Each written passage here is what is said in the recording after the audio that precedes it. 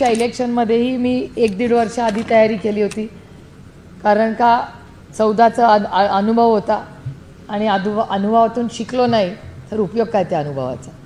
त्याच्यामुळे आपण सगळ्यांच्या मदतीने आपण सगळ्यांनी जास्त मेहनत घेतली आणि माझा लीड दुप्पट झाला.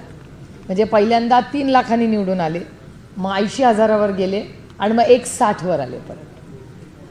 त्याच्यामुळे असे इलेक्शन असते, प्रत्येक इलेक्शनमधून आपण नवीन शिकतो. पहिल्या इलेक्शनला अर्थातच माझा थोडा राज्यसभेचा अनुभव, सामाजिक कामातला अनुभव, त्या आणि संघटना त्याच्या ताकदीवर मी निवडून आले. पवारसाहेबांची मुलगी, दादाची बहीण म्हणून लोकांनी मला मतदान केलं. दुसऱ्या इलेक्शनला माहोल वेगळा होता, त्याच्यात झालं. तिसऱ्या इलेक्शनपर्यंत माझं पार्लमेंटमधलं काम, तुम्ही सगळे, तेव्हा पक्ष एक होता, सगळ्यांनी मेहनत केली आणि त्याच्यामुळे निवडून आले. आज जरी पक्षामध्ये आज काही लोकांनी वेगळी भूमिका घेतली असेल तरी 3 वेळा त्यांनीही मला मदत केली, हे मी आयुष्यभर विसरणार नाही.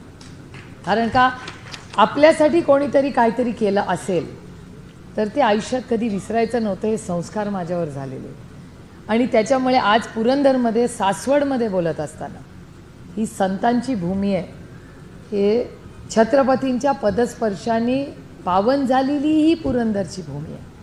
ही शिक्षकांची भूमी आहे, कष्ट करणाऱ्यांची भूमी आहे, शेतकरी संस्कृत माणसांची ही भूमी आहे.